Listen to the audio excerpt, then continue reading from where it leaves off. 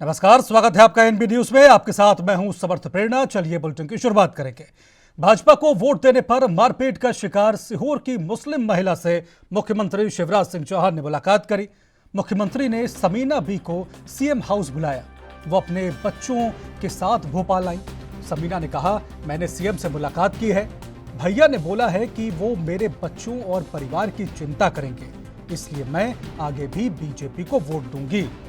आपको बता दें कि सीहोर में बीजेपी को वोट देने की बात पर महिला को उसके देवर ने डंडों से पीटा था। आरोपी ने जान से मारने की धमकी भी दी। घटना 4 दिसंबर की है।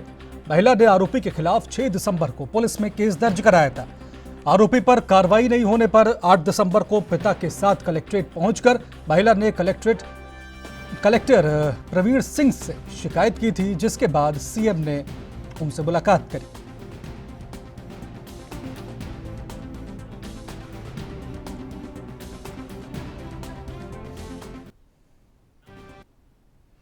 गृह मंत्री डॉक्टर नरोत्तम मिश्रा एक बार फिर से शायराना अंदाज में दिखे।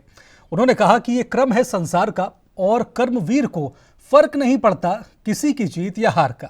आपको बता दें, गृह मंत्री डॉक्टर नरोत्तम मिश्रा बीजेपी कार्यालय पर कार्यकर्ताओं से मुलाकात कर रहे थे। डॉक्टर मिश्रा ने कार्यकर्ताओं को शायराना अंदाज में संबोधित करते हुए ये सब बातें कही।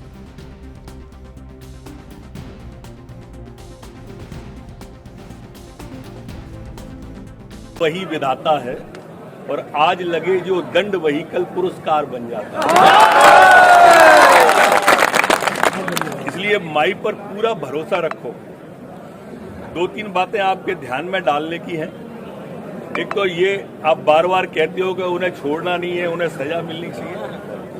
ये सामूहिक कहने की बात नहीं है। आपकी बात से मैं सहमत हूं, पर कान में कहो सार्वजनिक क्यों कहना, आपको क्यों बुराई लेना। आप लोग मत लो, मेरे को दो ना ये काम।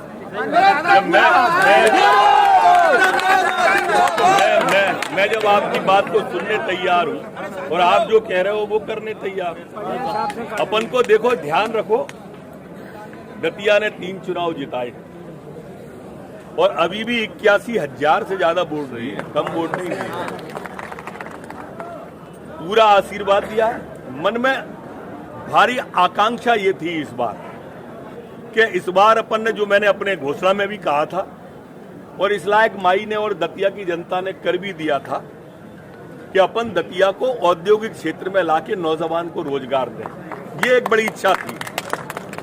अब माई फिर रास्ता खोलेगी, लेकिन इसका मतलब ये नहीं है कि दतिया की जनता के प्रति या दतिया के प्रति अपने मन में कोई सम्मान में कमी आ जाएगी। वो नहीं आना चाहिए। जो माई के प्रति सम्मान है वही दतिया के प्रति सम्मान रखो। जिन कुछ लोगों की आप बात करते हो वो तुम्हें भी पता है, मुझे भी पता है। 8वां चुनाव था मेरा। तो इसलिए बहुत सारा अनुभव है। मनसा वाचा कर्मणा, डूब के सेवा भाव अपने मन में रखो। वही भाव जो था वही भाव। अगली खबर छत्तीसगढ़ से है, जहां बीजेपी के विधायक दल की बैठक कल निर्धारित हुई है। प्रदेश अध्यक्ष अरुण साव ने इसकी जानकारी देते हुए कहा कि 3 पर्यवेक्षक इस बैठक के लिए निर्धारित किए गए हैं, जो विधायकों के साथ बैठक करेंगे।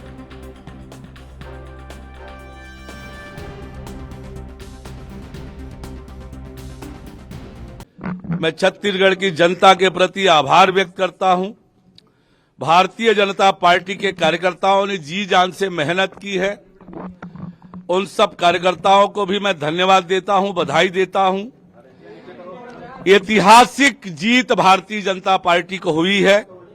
मतों के प्रतिशत के हिसाब से और सीट के हिसाब से भी ये ऐतिहासिक जीत हुई है। इस जीत का श्रेय छत्तीसगढ़ की जनता को है, हमारे देश के यशस्वी प्रधानमंत्री माननीय नरेंद्र मोदी जी को है, उनकी गारंटी को है। हमारे सभी राष्ट्रीय नेता, हमारे प्रदेश के प्रभारी, सह प्रभारी, इन सब ने भारतीय जनता पार्टी के कार्यकर्ताओं का उत्साह बढ़ाया। लगातार देश के प्रधानमंत्री माननीय नरेंद्र मोदी जी, पार्टी के राष्ट्रीय अध्यक्ष जगत प्रकाश नड्डा जी, देश के गृह मंत्री आदरणीय अमित शाह जी का लगातार छत्तीसगढ़ आना हुआ और हम कार्यकर्ताओं का उन्होंने उत्साहवर्धन किया। जनता ने हमारे नेतृत्व पर भरोसा किया और ऐतिहासिक जनमत भारतीय जनता पार्टी को दिया है। भारतीय जनता पार्टी के विधायक दल की बैठक कल निर्धारित हुई है। पार्टी ने 3 पर्यवेक्षक इस बैठक के लिए नियुक्त किए हैं। केंद्रीय मंत्री आदरणीय अर्जुन मुंडा जी, केंद्रीय मंत्री आदरणीय सर्बानंद सोनोवाल जी, पार्टी के राष्ट्रीय महासचिव आदरणीय दुष्यंत कुमार गौतम जी ये विधायकों की बैठक लेंगे। हमारे प्रभारी आदरणीय ओम माथुर जी, सह प्रभारी डॉक्टर मनसुख मांडविया जी और नितिन नवीन जी भी इस बैठक में रहने वाले हैं। तो कल पार्टी के विधायक दल की बैठक होगी। कल कितने बजे विधायक दल की बैठक होगी सर? बातचीत करके जो समय निर्धारित। बिलासपुर जिले में पिछले 48 घंटों में मौसम के बदलाव और बारिश ने किसानों के साथ साथ धान खरीदी करने वाले सेवा सहकारी समितियों की भी नींद उड़ा दी है। बेमौसम बारिश ने जहां किसानों की फसल को नुकसान पहुंचाया है, वहीं विभाग की लापरवाही से समितियों में खरीदे गए धान अब भीगने की कगार में हैं। जिले में 24 ऐसे धान खरीदी केंद्र हैं जहां अब तक शेड और चबूतरे का निर्माण नहीं करवाया गया है। ऐसी स्थिति में समितियों में धान को रखने के लिए मुरुम और बोरी में भरे हुए भूसे को चबूतरा नुमा करके रखा जा रहा है, जिसके भीगने के चांसेस बहुत ज्यादा।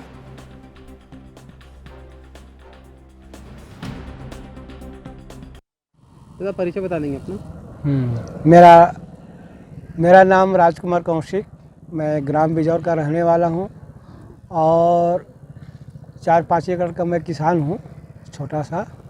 तो मेरा सभी धान तो कट गया है और मैं धान भी बेच चुका हूं, अपने नाम में 2-3 गाड़ी धान।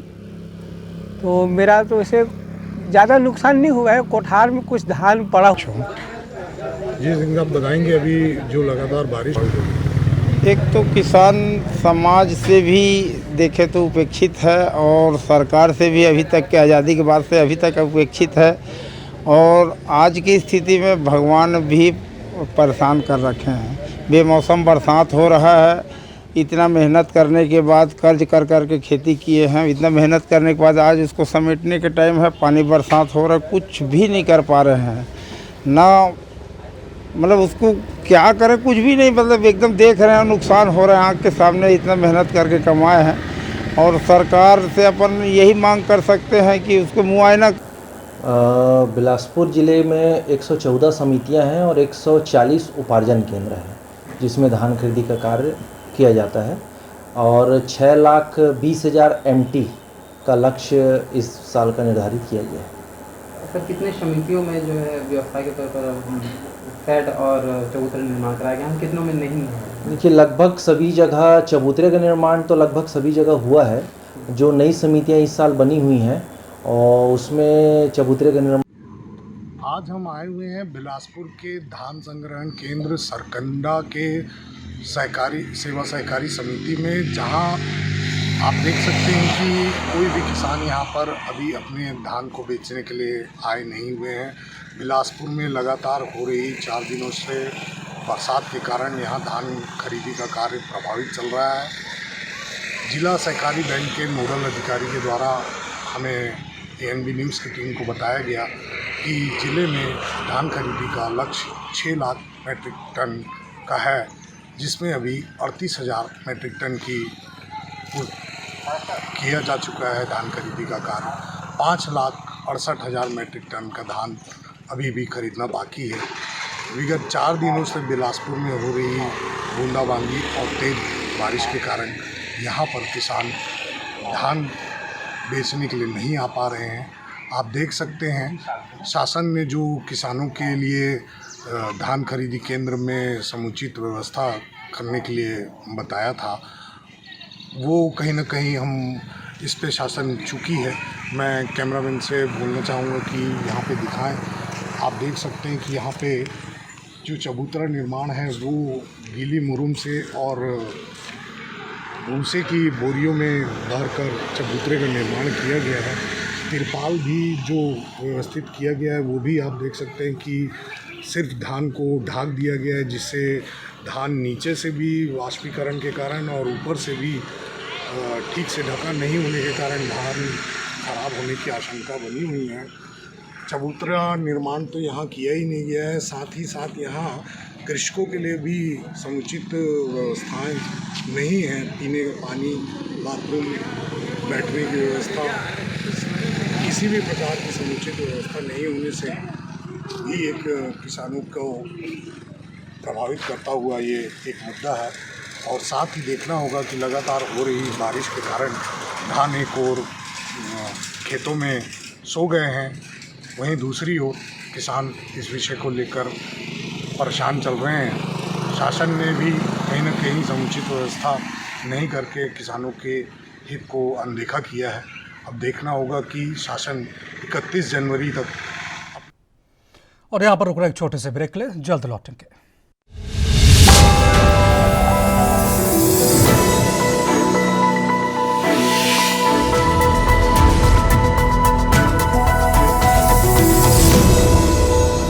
ब्रेक के बाद आपका स्वागत है। ग्वालियर में बेखौफ हो चुके बदमाशों ने एक सनसनीखेज वारदात को अंजाम दिया। आपको बता दें कि कलेक्ट्रेट और जिला न्यायालय की नवीन बिल्डिंग के पीछे एक अज्ञात महिला की नग्न लाश मिली है। ये लाश एक खाली पड़े प्लॉट पर मिली है। ये प्लॉट नगर निगम के पूर्व कमिश्नर विनोद शर्मा का बताया गया। पुलिस ने संभावना व्यक्त की है कि महिला के साथ दुष्कर्म की वारदात को अंजाम देने के बाद उसकी हत्या की गई। महिला की पहचान नहीं हो सके, इसलिए उसके चेहरे को भी जलाया गया। मौके पर पुलिस को 3 देसी शराब के क्वार्टर और एक पत्र मिला है, जिसमें कुछ लोगों के नाम लिखे हुए हैं। इसी के आधार पर पुलिस मामले की जांच पड़ताल में जुटी है। आज अर्ली मॉर्निंग का मैटर है। एक अभी डायल 100 पे सूचना मिली थी कि डेड बॉडी जो डिस्ट्रिक्ट कोर्ट की जो नई बिल्डिंग बनी है उसके पीछे पड़ी हुई है। हम सभी लोग यहाँ पे पहुँचे हैं। 30 से 35 साल की महिला है जो सुपरफिशियल बर्न के साथ में यहाँ पर उनकी बॉडी मिली है, नग्नावस्था में मिली है। तो अभी प्रथम दृष्टया रेप एंड मर्डर का हमें पूरा प्रकरण लग रहा है। हमारे सारे जो फिंगरप्रिंट एक्सपर्ट हैं, डॉग स्क्वाड है और FSL अधिकारी हैं, सभी लोग यहाँ पे आ गए हैं। सब अपना अपना काम कर रहे हैं। 2 टीमें क्राइम ब्रांच से लग गई हैं। थाने की टीम लगातार इसमें जुटी हुई है और जो तकनीकी साक्ष्य हैं या फिर जो भी हमें इस केस को सॉल्व करने के लिए, क्योंकि अभी हमें महिला की आइडेंटिटी भी इस्टेब्लिश करनी है, तो टीमें लगी हुई हैं। जल्दी उम्मीद है जल्दी सब। जो सामान महिला के कपड़ों के पास में मिला है उसमें एक पेज का हमें एक सुसाइड लेटर लग रहा है, लेकिन घटना स्थल को देखने के बाद, समझने के बाद उसकी थोड़ी संदिग्ध हमें वो लग रहा है। उसी के आधार पर अभी पहला हमारा काम रहेगा कि जो महिला है उसकी आइडेंटिटी को इस्टेब्लिश करें और उसके बाद में जो मर्डरर्स हैं उनको आइडेंटिफाई। सर, आपके भी सब ऑर्डर मिले हैं? हाँ, ये अभी जो पूरा घटनाक्रम समझने के बाद और FSL अधिकारी साहब से बात होने के बाद ये समझ में आ रहा है कि जो जलाने के लिए जो सुपरफिशियल बर्न है जिनकी वजह से शायद मौत हुई है, और जलाने के लिए अल्कोहल का ही यूज हुआ है और 2-3 क्वार्टर खाली मिले हैं। उनको अभी फिंगर। उधर जिला सूरजपुर में अवैध अतिक्रमण के खिलाफ अभियान जारी है। आपको बता दें कि पुराने बस स्टैंड में अवैध तरीके से अतिक्रमण हटाने की कार्रवाई हो रही। लगभग 35 से 40 दुकानों से अतिक्रमण हटाने का नोटिस जारी किया गया था, जिस पर आज कार्रवाई की गई।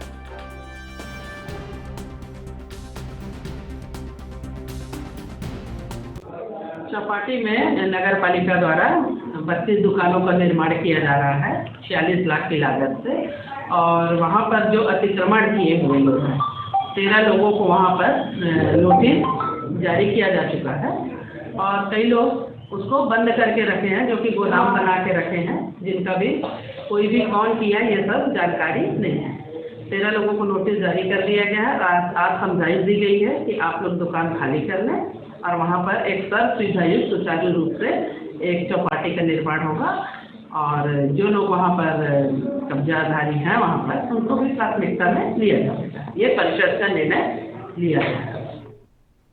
बिलासपुर में बीजेपी जिला कार्यालय में नवनिर्वाचित बिल्हा विधायक धर्मलाल कौशिक ने आज प्रेस वार्ता करी। प्रेस वार्ता में विधायक धर्मलाल कौशिक ने झारखंड के कांग्रेस राज्यसभा सांसद के ठिकानों पर पड़े आयकर विभाग के छापे की जानकारी दी और कहा कि इस छापे में 200 करोड़ रुपए कैश मिले हैं। जो कांग्रेस की कार्यशैली को दर्शाता है। किस तरह से कांग्रेस पार्टी के नेता भ्रष्टाचार में लिप्त हैं। आपको बता दें कि झारखंड से कांग्रेस सांसद धीरज साहू से जुड़े व्यापारिक समूह के ठिकानों पर झारखंड, ओडिशा और पश्चिम बंगाल में 6 दिसंबर से जारी आयकर विभाग की छापेमारी में अब तक 200 करोड़ रुपए से ज्यादा का कैश बरामद हो चुका है।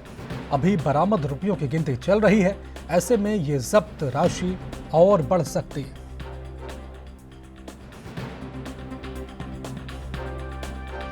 वरिष्ठ सांसद राज्यसभा धीरज साहू झारखंड और इनके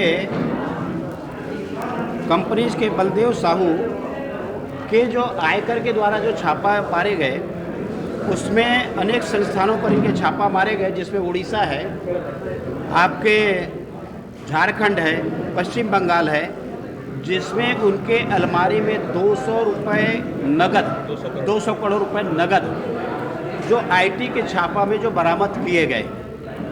यदि हम अभी तक के कानूनी रूप से देखें तो मुझे लगता है कि देश में जो सबसे बड़े कैश के रूप में जो नकदी पाई गई है, उसमें इस सांसद के कंपनी के ऑफिस में, कार्यालय में से जब्त किए गए इतनी राशियां कि जो नोट गिनने वाले मशीन है वो भी खराब हो गई, थैले भी समाप्त हो गए और ले करके उनको लाद करके ट्रक में ले जाना पड़ा।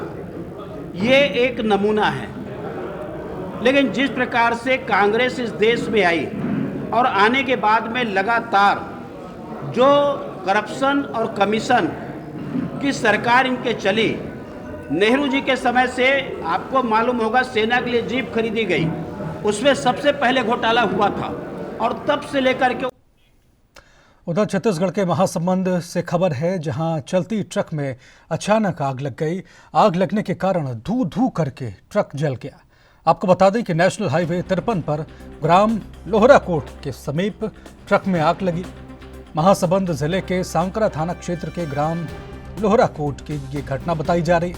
ट्रक चालक और कंडक्टर ने ट्रक से कूदकर किसी तरह अपनी जान बचाई। कड़ी मशक्कत के बाद किसी तरह से आग पर काबू पाया गया।